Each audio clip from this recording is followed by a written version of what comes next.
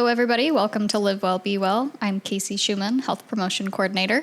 And I'm Bailey Dingfield, Health Promotion Intern.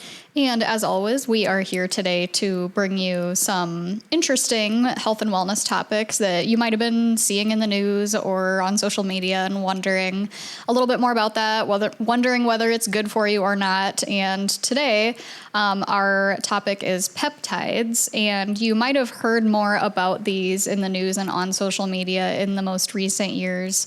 So we're excited to just tell you a little bit more about it. Bailey, do you want to kick it off? Yeah, so let's start off by defining what peptides actually are. They are short chains of molecules called amino acids, and these are the same building blocks that make up proteins. But the difference between peptides and proteins is the length. So peptides are typically made up of 2 to 100 amino acids, essentially making them short proteins. And you might be asking, what do peptides do? So they act like messengers in the body and send very specific signals that tell your cells what to do. A helpful way to think about this is that peptides act like keys and your cells have locks called receptors. When the right peptide binds to the right receptor, it triggers a very specific action. Yeah, and so this is what makes peptides really powerful. They can be a much more targeted intervention than many traditional drugs, but that precision doesn't mean they're risk-free. When you send a signal in the body, you can't always control exactly where that signal goes or how your systems respond. But your body does naturally produce some peptides that regulate some of its most essential functions, including your metabolism, inflammation, growth, and repair. One probably the most well-known example is insulin. It's a peptide hormone that helps your cells absorb sugar from the bloodstream and use it for energy. Without it, the body can't properly regulate blood sugar, and that's what people who have diabetes deal with. Yeah, so insulin is a great example of a peptide, but peptides have a lot of different uses, but they all have a specific way of how they get into the body. So with that, an important thing to understand is that peptides are fragile. If you swallow most peptides, your digestive system will break them down before they can actually do anything. And that's why many peptide-based medications are given as injections, or sometimes through specialized delivery methods like nasal sprays or modified oral forms. This matters a lot when you think about products being sold online, because how a substance is made, stored, and delivered has a huge impact on whether it works at all or whether it's safe. Peptides have been studied in medicine for over a century, even though we just really started hearing more about them in recent years. And in fact, insulin was developed in the early 1920s and was one of the first peptide-based treatments and remains a life-saving treatment today. More recently, you have probably heard about GLP-1s, such as Ozempic. That is a type of peptide that has gained major attention in recent years. And originally, these drugs were designed to be prescribed by a medical provider to treat type 2 diabetes. And in recent years, these drugs have also shown effects on things like appetite, weight regulation, even heart and kidney health. And because of this, you're hearing about them all the time in the news and social media, and they're being promoted for other benefits like fat loss, muscle growth, anti-aging, recovery, things like that. There's other peptides out there as well, like BPC 157 and TB 500. These are being used more in the fitness industry, with the potential benefit being accelerated muscle, tendon, and ligament recovery or repair. And it does this by activating growth hormone receptors in the body. You might hear about someone who is biohacking utilizing these. These peptides are not FDA approved and are very much still in the early research stages, with most evidence coming from animal studies, not humans. Both are prohibited in sports organizations. And another common peptide you might hear about is collagen peptides. You can buy these as a powder almost anywhere. These are hydrolyzed, broken down forms of collagen, which accounts for about 30% of your body's protein. And they provide the amino acids necessary to build the body's connective tissues. It promotes skin hydration, elasticity, overall joint health, hair health, bone health, things like that. The research is mixed as to whether collagen peptides actually help with these things or not, because there hasn't been any randomized control trials, which is kind of the gold standard when it comes to research. In addition, when you ingest collagen, whether it's from food or supplements, it can't be directed to where you want it to be used. Your body just kind of takes peptides and uses it for whatever it needs in that moment. So unfortunately, you can't just be like, I want this collagen to go to my hair and send it there. It doesn't work like that, unfortunately. Yeah, that's some good information on the trending peptides on the internet right now. But who actually needs peptide therapies? Peptides can be incredibly beneficial when used in the right context. Like we've talked about, they're commonly used for diabetes with insulin, obesity, and metabolic disease with the GLP-1 medications. Also, they're used for hormone deficiencies in certain rare or complex medical conditions.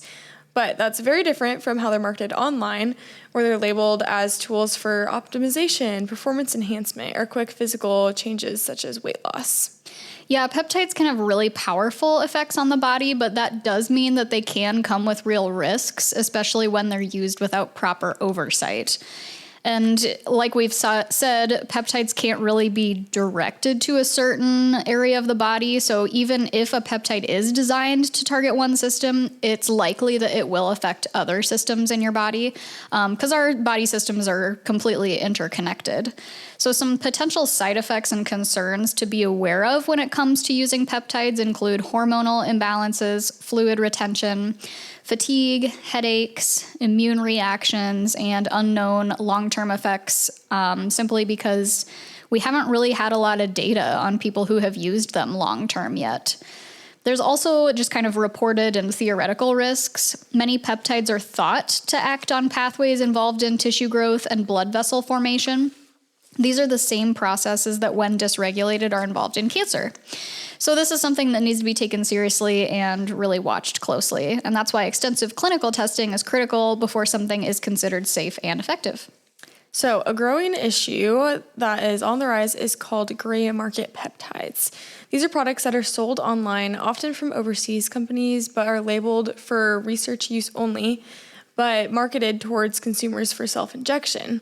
This can be especially tempting for people dealing with chronic conditions or those looking for quick results, whether it's related to fitness, aesthetics, or overall weight loss.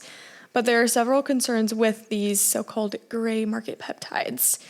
First of all, reclassification is not the same thing as approval, which means that availability on the gray market or even through some compounding pharmacies does not mean that a product has been reviewed by the FDA for safety and effectiveness. There's also concerns about quality and purity. Dosing may be inconsistent or incorrect, and there's little to no medical oversight. I didn't even know about this gray market thing until I was looking at this outline that Bailey and I were preparing. And so I read that and I was like, well, that's frightening. Yeah, super interesting. So there's also some concerns with compounded peptides. Compounding medications is a normal and common pharmacy practice, and it means mixing, altering, or combining ingredients to meet a patient's specific needs. Typical uses include things like altering dosage or form, for example, pill to liquid, when a patient's specific need is not commercially available. So, for example, if a drug typically only comes in like a 5 or a 10 milligram tablet, but a patient really needs like a 7.5 milligram, that can be where compounding can come in. Or it can come in when removing an allergen in a drug that a patient might be allergic to. When GLP-1s started becoming more popular, there was a shortage, and pharmacies were allowed to start compounding them. When a GLP-1 is compounded, it means it still contains the same active ingredient as the FDA-approved version of the drug, but usually in lesser amounts, and there's usually other additives added in there, for example, like vitamin B12. This doesn't sound so bad, but it can make them potentially less effective for some people because it's a smaller amount of the active ingredient, but it does make them cheaper and easier to access. Now, in May 2025, so roughly a year ago from when we're recording this, the FDA said the GLP-1 shortage was over and limited the compounding process to only when it's truly needed for a patient's specific needs, kind of like I mentioned above, when it's altering the dosage or the form. And in fact, as of April 30th, 2026, the FDA has announced it's proposing to exclude GLP-1s from what's called the 503B bulks list. And what this list allows is outsourcing facilities to compound drugs in bulk amounts. Although it sounds like access to compounded GLP-1s is going to stay limited, other compounded peptides are likely to become more widely available as the FDA is planning to remove 12 different peptides from the do not compound list. And this includes BPC 157, which I mentioned earlier. Yeah, that's super interesting. I didn't really even know what compounded drugs or pharmacies were in general. So it was interesting to learn about it. But the bottom line for peptides here is how you access peptides matters. Having a physician evaluate your situation and prescribe through a licensed pharmacy is very different from self-injecting something you just ordered online. Peptides like insulin and GLP-1 have been life-saving and life-changing, but we are in a wave of enthusiasm and regulatory uncertainty where people are making health decisions based on very limited information. So if you plan to use any type of peptide, make sure you work with a licensed healthcare provider and a pharmacist to make sure that it's right for you. So do you want to talk about some interesting research? Yeah, so an article that I found talks about an AI system called Peptune that can design brand new peptides from scratch, and it optimizes them for multiple goals at once, like effectiveness, safety, and stability. Instead of the traditional slow lab process, it uses machine learning to generate and test thousands of peptide candidates digitally, which could really speed up the drug discovery process. One of the main challenges in previous peptide design is that people are trying to balance a lot of different things at once. Like I mentioned, effectiveness, stability, absorption, and safety. Improving one of these often makes the other one worse when working with peptides. But Peptune works using a combination of different techniques, kind of like how AI generates images by building peptides step by step and testing different possibilities, keeping the ones that perform best across multiple criteria. What's especially interesting with this is that the model was able to generate realistic peptide structures and design ones predicted to strongly bind to targets, including things like GLP-1 receptors. It can also create peptides that potentially act on multiple systems in the body at once, which can be really useful for more complex conditions. The main takeaway from this article was that we're shifting from discovering drugs to actually being able to design them with AI. This could make treatments faster and more precise as we continue on. But this is still pretty early and computer-based research. These peptides haven't been proven in humans yet, but it's really exciting, just not ready for the real-world use yet. I think the name Peptune is so cute. It is fun. Just a fun little name. Yeah. But yeah, this is really exciting. I can't wait to see where we end up with stuff like this. I think it could be really, really helpful for people to have new options come to market a little bit more quickly than they have in the past. But yeah, like you said, just not ready for the real world yet. So my research that I found was about antimicrobial peptides, an alternative to traditional antibiotics. This was published in 2024, so pretty recent. You might hear about antibiotic resistance. It's becoming more common because we have used antibiotics a lot to treat different illnesses. And so unfortunately, bacteria are becoming smarter and they are becoming resistant to our traditional antibiotics. And so antimicrobial peptides are a proposed alternative that they're researching.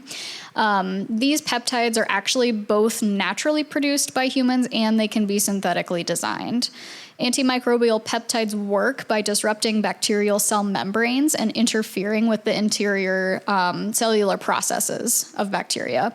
And bacteria have a harder time developing resistance to these compared to traditional antibiotics. So some of the advantages are they can work against a lot of different pathogens. They, like I said, are effective against the drug-resistant bacteria. there's a lower likelihood of bacteria ever becoming resistant to them. They work very quickly, they are biodegradable, and there's less environmental impact with them. So that's fantastic. But of course, there's limitations and challenges with these, as there is with anything. Unfortunately, the production cost is really high at this point. Sometimes they are not as active in the body, or they're less stable. Potentially, they could become toxic if doses are too high, and they are just difficult and time-consuming to discover using our traditional lab methods. But maybe at some point we could use Peptune, I guess, to help develop these. Yeah, true. Yeah, I think it's great that people have been able to come up with solutions to antibiotic-resistant bacteria, and cool that it could be something that's more mainstream hopefully soon. Yeah, well, I'm sure we'll learn more in the coming years. I'm assuming peptides are going to stay hot like they have been in the news and social media, so I'm sure we'll see more. So that's what we have for you today. If you have any topics or any people that you'd like to hear from, you can send me an email. My email will be in the show notes, or you can send us a message on social media. But until then, take care of yourself and each other. Bye!